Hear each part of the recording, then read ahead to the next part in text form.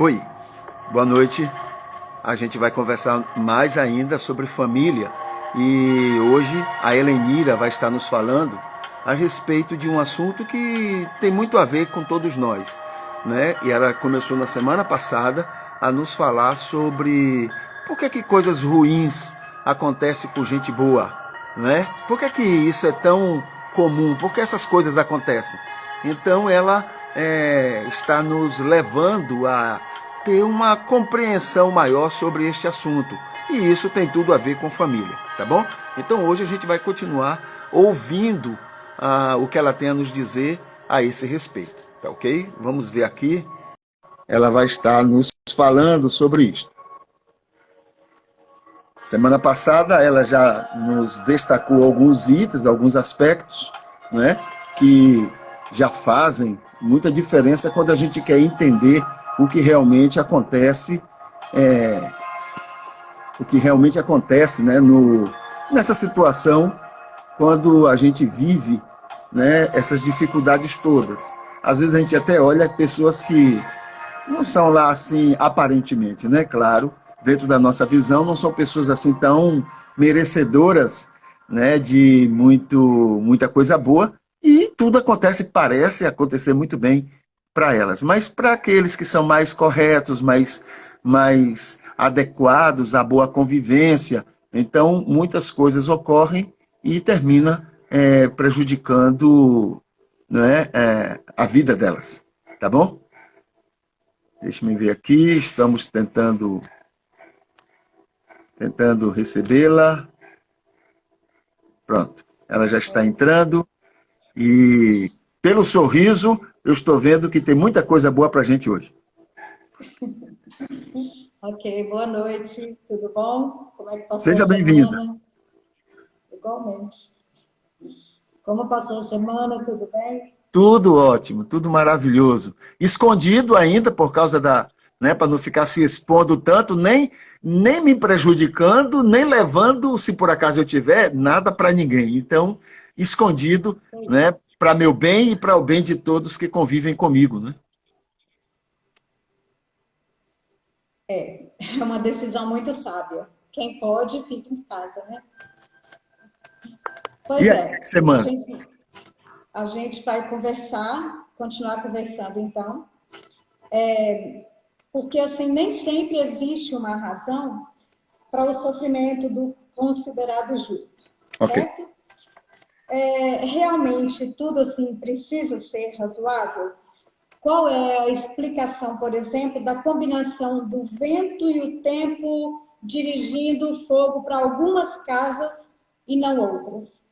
Seria tipo uma questão de sorte? Será que existem famílias que, aos olhos de Deus, são menos valiosas do que outras? Quando as leis da física fazem com que a asa de um avião se parta e ali mate 200 pessoas, será mesmo que era vontade de Deus que as 200 pessoas morressem? A gente precisa entender que o assassinato é uma afronta contra Deus, é um desvio. Deus, ele não está com o dedo, por exemplo, no gatilho assassino. Não há uma razão especial para que uns e não outros sucumbam às intempéries, às desgraças da vida. Não são escolhas de Deus. A casualidade é o caos onde a luz criativa de Deus não penetrou. E esse caos ele é mau, porque ele provoca tragédias ao acaso e impede as pessoas de acreditarem na bondade de Deus. O caos residual, a sorte, o azar, coisas que acontecem sem razão vão continuar acontecendo nas nossas vidas até que a gente seja chamado a senha, né? Nossa senha entre lá na data do Senhor. O terremoto e o acidente, o assassinato, o Deixa eu roubo. fazer uma pergunta a você. Você acredita realmente que a gente morre porque o Senhor quer que naquele dia a gente morra? Olha, eu creio que ele escreve a história de cada um. E ele tem uma data para você cumprir aquilo que ele queria que você cumprisse aqui na Terra. Depois que Você acha? você cumpre ele, isso ele te chama e Então pronto. você acha que ele é que determina o dia? Eu acredito que seja. É. Só que a Bíblia diz que, ó, a discussãozinha, né? Mas é boa, não faz mal não. É bom, A muito Bíblia bom. diz que para Deus a morte do ímpio não seria prazerosa. Acho que pela vontade dele, o ímpio então nunca morreria. Pois é, exatamente. Né? Porque ele deseja que todos Isso. sejam alcançados pelo sangue de Jesus e todos Certo. vão morar com ele, né? Então, assim, o terremoto, o acidente, assassinato, roubo, nada disso é da vontade de Deus. Mas elas existem e entristecem a Deus da mesma forma que entristecem a gente, que nos angustia. E assim, não há exceções para os justos. Porque a gente considera alguém justo, isso não quer dizer que ele é uma exceção à regra. Os nossos corpos humanos, eles são milagres, porque eles obedecem à lei da natureza. E as leis da natureza, ela ameaça igualmente a todos. Uhum. Não chove só em cima da minha casa, chove na casa do vizinho também, certo? Agora, uma bala, ela não tem consciência. Um carro fora de controle, sem freio, também não. Pessoas boas adoecem tanto quanto as pessoas que a gente, aos nossos olhos, são ruins. Crianças são massacradas sem piedade, como a gente viu aí recentemente nos noticiários. Como nós viveríamos nesse mundo se Deus interferisse nas leis da natureza? Por um acaso, a gente sairia no sul, por exemplo, que às vezes é abaixo de 0 grau, em mangas de camisa e não ficaríamos doentes? A gente, por acaso, pode pegar o maior prédio aqui de Teixeira de Freitas e falar, vou voar hoje, e voar desse prédio e nada nos acontecer? Um terremoto, uma avalanche, uma epidemia, não é um ato de Deus, é um ato da natureza. E a natureza, ela é cega moralmente, sem valores. Ela não se importa com ninguém. A gente precisa colocar na nossa mente que Deus, ele está do lado da justiça, da equidade e da compaixão. E qual é o ato de Deus, então? É a coragem das pessoas de, depois que passam por uma tragédia, conseguir reconstruir as suas vidas. Depois de um terremoto, depois de um alagamento, de uma epidemia. E também da solidariedade daquelas pessoas que se juntam para ajudar aquela pessoa que está ali necessitada. Jó, por exemplo, ele necessitava de simpatia e compaixão. Ele queria amizade. Ele queria que alguém chegasse para ele e dissesse assim, essa situação que você está passando é injusta.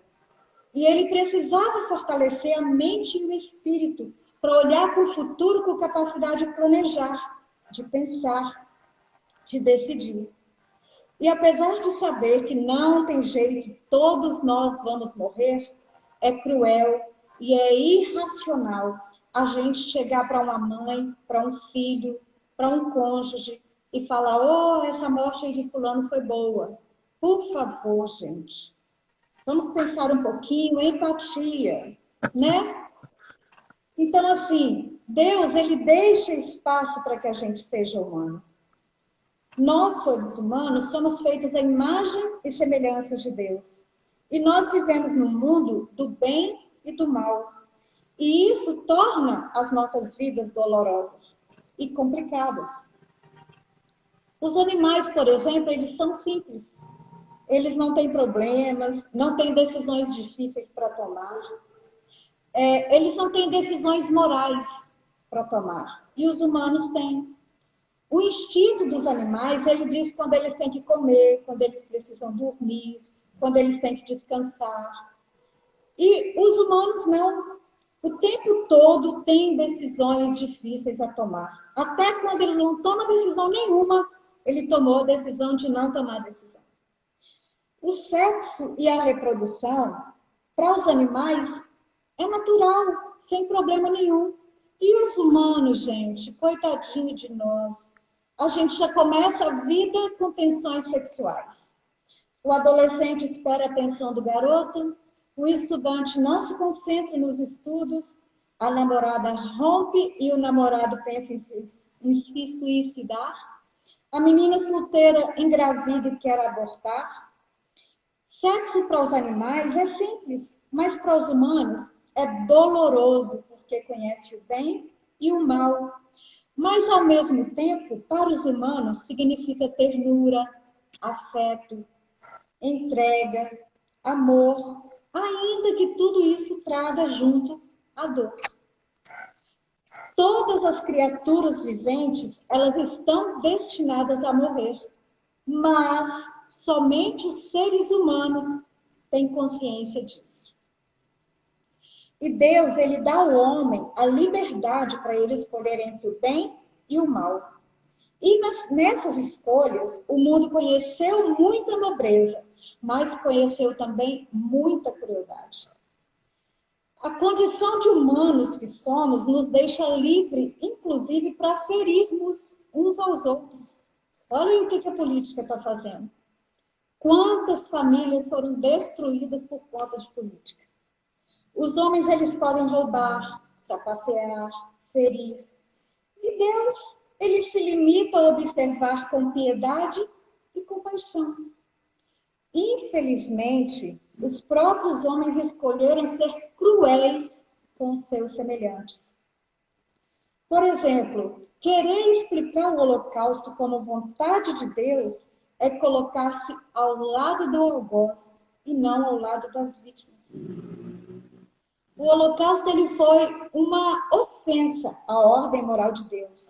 E qualquer tipo de violência continua, sim, sendo uma ofensa a Deus.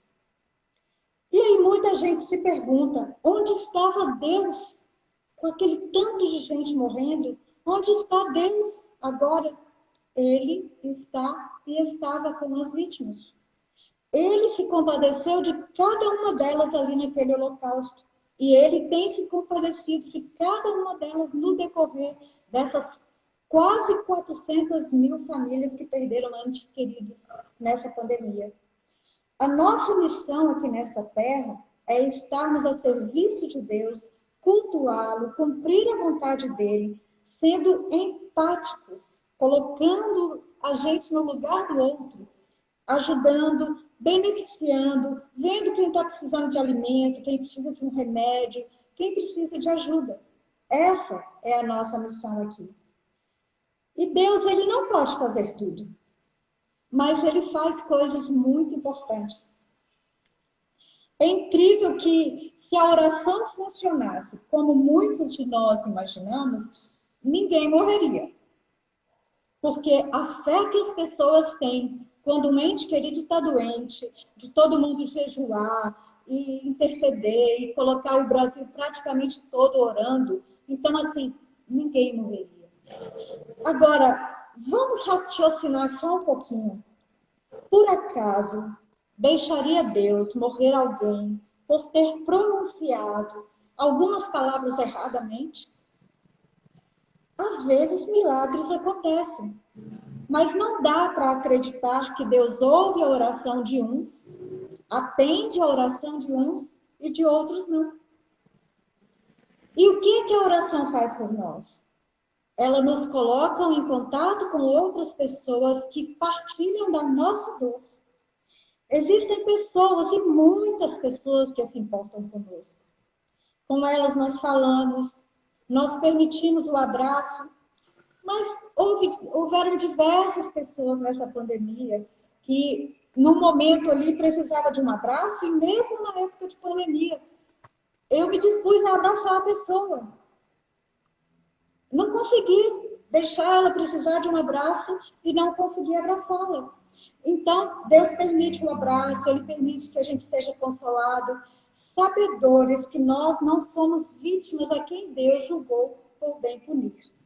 A oração, ela nos coloca em contato com Deus. É através da oração que Ele nos ajuda a suportar aqueles momentos ali de sofrimento. E a oração de Jacó, ela fala muito a respeito disso. Ele fala assim, Deus, eu não tenho queixa para te fazer. Eu não tenho nada para te oferecer. Já me destes muito mais do que eu tinha direito de esperar. Há apenas uma razão para que eu me volte para ti agora. Eu preciso de ti. Ajuda-me, porque eu não posso sair disso sozinho. Essa é a nossa oração nesse momento. Que um parente está precisando de oxigênio e você, naquele desespero, está precisando de um kit para não acordar da intubação. Eu preciso que Deus esteja com o meu irmão, com o meu marido, com o meu filho agora. Eu preciso. Cuida. Isso que Deus faz. E, por exemplo, assim, é mistério ao ser humano uma vida livre de problemas?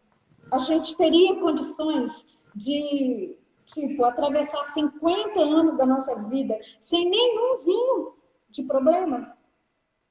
As pessoas que não têm dinheiro têm problemas, as pessoas que têm dinheiro têm problemas, as pessoas que têm palácios têm problemas, as que têm um casebre ou moram na rua têm problemas. Todos nós temos problemas. A gente não pode pedir isso a Deus, mas a gente pode sim, pode pedir coragem, pode pedir fortaleza para suportar o insuportável, porque Deus está ao lado dos aflitos e oprimidos, seja ele quem for. E é Ele quem nos dá força para arcarmos com os problemas. Ele nos dá paciência e nos dá a esperança de um futuro. Conforme o próprio Jeremias fala para a gente lá no capítulo 29, 11. Eu, o Senhor, sei o que eu tenho para vocês. Eu tenho planos de dar uma esperança e um futuro. Então, compreender que enfrentar com bravura uma doença de longo curso é uma das coisas mais humanas e divinas a realizar. Isso nos dá a certeza da realidade de Deus. Orar sim, porque a outra alternativa seria abrir mão de toda a esperança e marcar passo até que a senha lá fosse chamada. Certo? Então, amigos, amados, não é Deus que nos envia o problema. Coloque isso no seu coração que vai ficar muito mais fácil de atravessar. A gente descobre diante de tudo isso que a gente é fraco e a gente fica cansado, fica irado, fica sobrecarregado. Aí, no lance assim, de lucidez, a gente procura Deus e a gente, então, consegue seguir em frente. Porque consegue compreender e sentir que Ele está ali do nosso lado. Diante daquele desespero, você abre o coração para Deus e não consegue um milagre para afastar aquela tragédia. Mas você descobre ali pessoas ao seu redor. Você descobre que Deus está ali ao seu lado. E uma força interior gigante que nem você sabia que você tinha. Isso é exemplo de oração atendida. Aí vocês vão perguntar para mim, para o pastor Jonatas, então, para que serve a religião? Jesus, ele não nos prometeu uma vida livre de dor e sofrimento. A promessa é que nós não estaríamos sós para sobreviver às tragédias da vida. E a dor, ela, queira ou não, ela torna a pessoa sensível, eficiente, simpática. Mas todos nós trocaríamos essas virtudes para ter o nosso ente querido de volta, se a gente pudesse escolher. Mas nós não podemos. Deus, ele é limitado no tocante às leis da natureza, à evolução e à liberdade moral humana. Ele não é responsável pelas doenças, pelos acidentes, pelos desastres naturais. Coloque dentro de você, Deus odeia o sofrimento. Deus não causa as nossas desgraças. Algumas delas são má sorte, outras vêm de gente perversa, outras são consequência por nós sermos humanos e mortais, no mundo de leis de naturezas inflexíveis. Não cabe a nós ficarmos magoados com Deus quando a tragédia vem e golpeia a gente. Pois o passado ele resulta em dor, aflição e censura. E é preciso que a gente, então, passe a concentrar no futuro. O nosso sofrimento ele vai servir a quem? Várias religiões honram as memórias dos mártires judeus que morreram em testemunho da fé, mas as forças do desespero e da descrença enfraquecem a fé e de outras pessoas em Deus e a transformam em mártires do inimigo. Então vamos estar atentos a isso. Os fatos da vida e da morte, eles são neutros. E somos nós que vamos dar ao nosso sofrimento um sentido positivo ou negativo. Doenças, acidentes, tragédias humanas, elas podem matar as pessoas, mas elas não conseguem matar a nossa fé. O sofrimento e morte de alguém que nós amamos nos leva a explorar limites da nossa própria capacidade e transformarmos o nosso ente querido em testemunha da afirmação de vida e não de sua rejeição. Mas aí vocês vão perguntar para a gente, mas se Deus não causa as coisas ruins que aos nossos olhos consideramos as pessoas boas, e se Ele não pode evitá-las, para que Deus serve? Não é verdade? Deus, Ele criou um mundo onde há muito mais coisas boas do que ruins. Nós somos 211 milhões de brasileiros. O acidente, o roubo, o tumor, essa pandemia que está todo mundo já saturado, elas são exceções que despedaçam a vida, mas elas são raras. Apenas com o tempo nós veremos a tragédia no contexto da vida e do mundo inteiro. E qual é então a diferença que Deus faz na nossa vida? Ele faz o que a gente acabou de dizer. Ele inspira as pessoas a se ajudarem. Ele faz com que algumas se tornem médicos, enfermeiros, psicólogos, psicanalistas, com a tarefa de sustentar a vida e aliviar a dor. Deus, ele não causa e nem elimina a tragédia, mas ele diz que nós não estamos sós, não somos rejeitados e que ele nos ama. Não, queridos, a vida não é justa. Pessoas que curam doentes, contraem doenças e morrem, nós vimos aí de maneira bem ampla o tanto de médicos e enfermeiros que morreram nessa pandemia. Pessoas honestas são roubadas, inocentes morrem em guerras, perversidades e acidentes. Nenhum de nós pode esquivar-se dos problemas das coisas ruins que nos acontecem. E é incrível que Jó, ele responde ao problema do sofrimento humano não com teologia ou psicologia, mas com a escolha de continuar a viver e criar nova vida. A gente não diz sempre quando o ente querido de um amigo nosso se vai, é promovido, a vida continua. O Jó, ele para de procurar justiça e equidade no mundo e ele vai em busca de quê? Do amor. O homem, ele depende de Deus em tudo. Deus depende do homem em uma coisa só, do amor. Porque sem o amor do homem, Deus não existe como Deus, apenas como Criador. E o amor é uma dádiva livre. Deus não obriga ninguém a amá-lo, a segui-lo, a adorá-lo. Ele não obriga, é livre.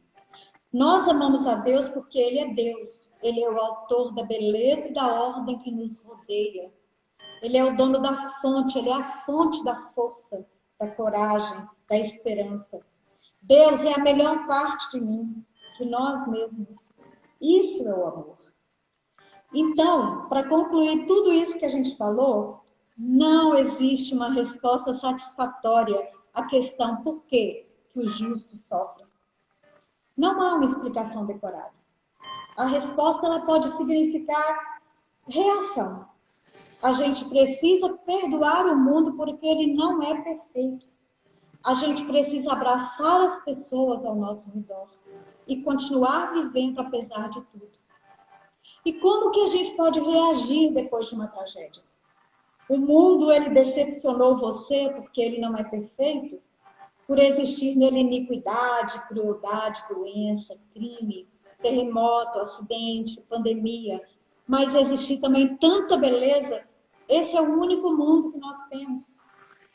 Você é capaz de amar as pessoas à sua volta, mesmo quando elas te ferem e derrubam você por não ser perfeito? Você é capaz de amar a Deus, mesmo quando você está magoado e desapontado? É capaz de amar os seus pais após perceber que eles não eram tão sábios, fortes e perfeitos como você pensou? Você pode reconhecer que a capacidade de amar e perdoar são as armas com que Deus te dotou para viver com plenitude, coragem e sentido nesse mundo imperfeito, ainda que você tenha seus momentos de dor? É Ele que nos dá força, coragem, paciência para enfrentar qualquer golpe que a vida trouxer. Essa é uma das mais belas, sensatas e lições humanas de todos os tempos. E diante de tudo isso, eu posso dizer a você com certeza que o dia de ontem ele parece menos doloroso e a gente não vai ter medo nenhum de enfrentar o amanhã. Porque nós sabemos que Deus esteve lá atrás, está agora e estará conosco para sempre, até o dia em que Ele vai enxugar de nossas lágrimas toda lágrima eternamente. E você nunca mais vai chorar. Pronto. Muito bem. Eu diria para você, você mencionou que não tem como dizer por que o justo sofre, não é isso? Eu diria para você que eu tenho uma resposta. Vamos lá. Aí você vai dizer se você concorda ou não, tá bom? Eu tenho 3 motivos Okay. por que um justo. Primeiro, porque ninguém é justo. Então, na verdade, a maneira que a gente vive, por mais que a gente esteja mais perto do que outros, né? Quer dizer, menos distante do que outros em relação a Deus, a gente ainda faz muita tolice, muita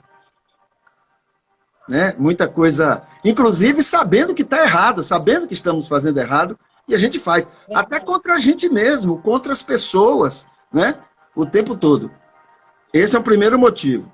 O segundo motivo a Bíblia diz, Paulo diz o seguinte, o amor às riquezas é a causa de todos os males. Se a gente for olhar direitinho, grande parte, não digo todas, mas grande parte das coisas que a gente abraça e que gera dificuldades para a gente, tem muito a ver com essa loucura que o sistema, que esse mundo coloca, e a gente sai em busca de coisas que a gente nem precisa, briga por coisas que depois a gente vai descobrir que não tem nada a ver, aquilo não levou a nada, essas coisas todas. E o terceiro motivo é o seguinte, quem se expõe mais vai sofrer mais, quem se expõe menos vai sofrer menos. Ou seja, quem viaja muito, quem está muito exposto às estradas, está mais propenso a, né? Não é que somente eles, mas está mais propenso a passar dificuldades do que aqueles que estão protegidos em casa, guardadinhos, etc. Né? Então, eu vejo essas 3 coisas. Mas, no fundo, eu acho que a principal delas todas é que a gente mesmo cria. Eu me lembro de uma teoria que tem aí que diz assim, 10% das coisas, dos fatos que ocorrem com a gente, não temos controle. Não temos controle. E olhe lá, hein? Olhe lá, porque eu poderia não estar naquele lugar, né? Mas não temos controle e acontece com a gente. E 90% é resultado de reações nossas. A maneira como eu reajo diante de uma dificuldade, a maneira como eu reajo diante de uma situação, vai me gerar mais dificuldades, quer dizer, vai me dar mais problemas ainda, né? Enfim, eu acho que grande parte delas a gente termina produzindo mesmo, né? Com esse jeitinho nosso, né? Fruto do fato de não sermos assim tão justos, né? Como a gente imagina. E olhe lá o seguinte, às vezes eu me acho melhor do que o fulano, eu pareço ser mais justo do que fulano, porque eu também não conheço a história de fulano, não sei o que é que levou ele a ser ou fazer daquele jeito, né? Então, no fundo, a gente termina sendo angu da mesma saca, da mesma coisa.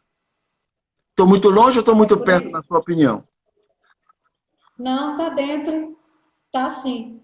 Eu quis fazer algo mais Não, eu entendi. humanizado, Eu certo? Para vi as pessoas. mais como uma questão poética. Você coloca de um jeito assim muito poético, entendeu? Muito poético. Inclusive, nessa questão poética, tem, por exemplo, você falou, Deus odeia o que faz o ser humano sofrer. Sofrimento. Poeticamente está Aham. correto. Agora, é claro que Deus não odeia. É uma coisa impossível para Deus odiar alguma coisa, né? Porque ele é a essência Aham. dele não permitiria.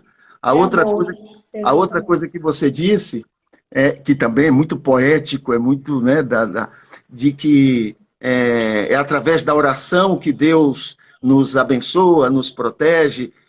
Eu acredito que mesmo sem orar, Deus ama tanto que não fica esperando ninguém orar. Também.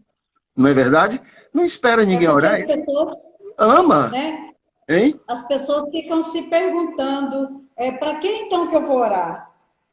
Vai orar porque o Senhor gosta de te ouvir, como o Sim, pai gosta que correto, você peça alguma coisa para ele, correto, certo? O filho peça. correto. Então Deus também gosta que a Uhum. gente converse com ele, porque oração nada mais é do que uma conversa do filho com o seu pai Claro. celestial.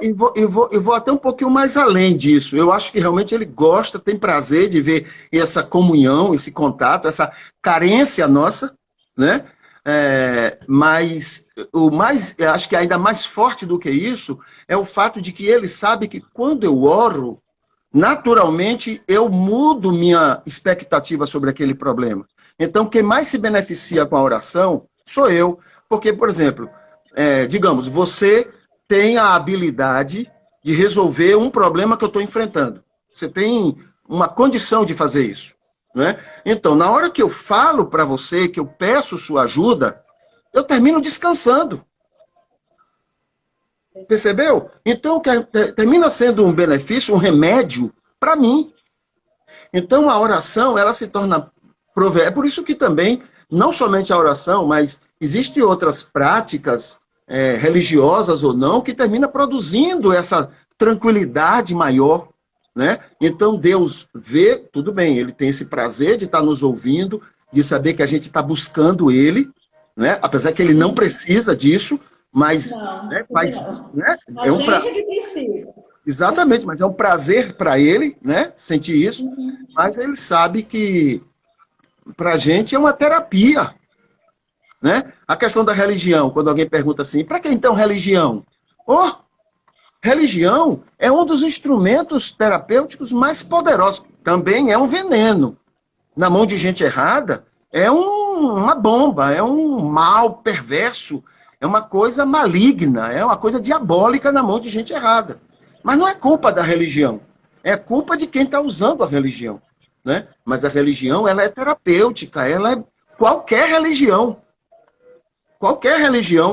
ela produz um efeito no ser humano que termina produzindo, né, esse aspecto, essa coisa saudável nas relações, inclusive com a própria divindade, que aquela, né, que no fundo, se a gente for olhar, vai tudo para um canto só, para uma pessoa só, porque não tem outro para substituí-lo. Né? É isso. Mas é muito bom uma reflexão como essa, para que a gente pense, porque realmente é uma dúvida de muita gente, né? Por que sofro? Por que fulano sofre? Por que essas coisas acontecem?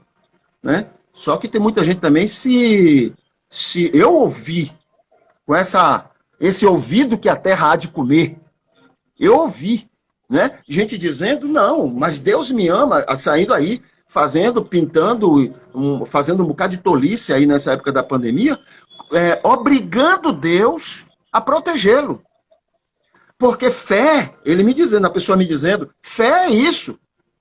é eu ter certeza de que Deus vai me proteger, então eu me exponho. Aí eu citei para ele a experiência de Jesus. O diabo fez essa tentação, né? Fez essa tentação. Olha, vai lá, mostra que Deus está lhe protegendo, como a Bíblia diz. Vai lá e mostra para eles.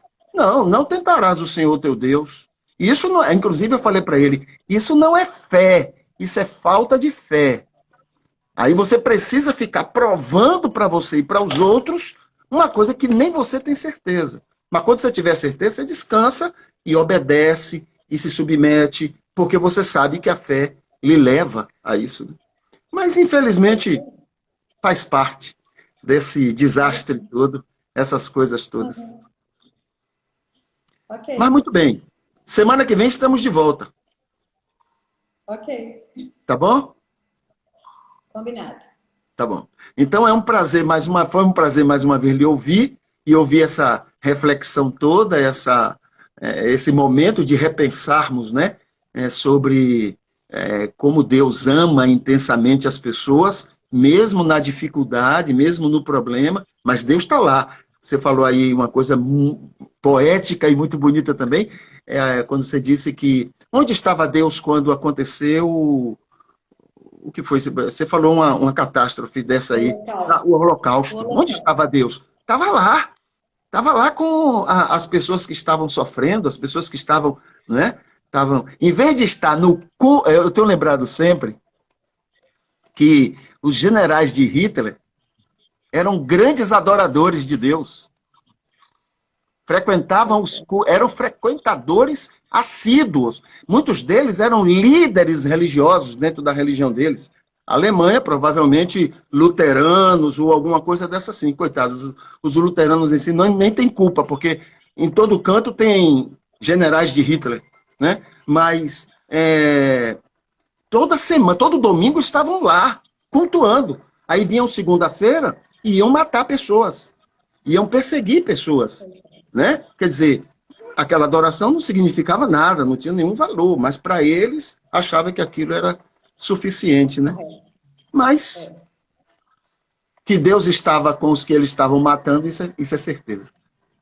E Ele está com todas as pessoas que estão perdendo entes queridos, que as pessoas estão nos hospitais, em casa, sofrendo passando por qualquer tipo de sofrimento, Ele continua ao lado de cada um de nós. Isso aí. Certo? Muito bem.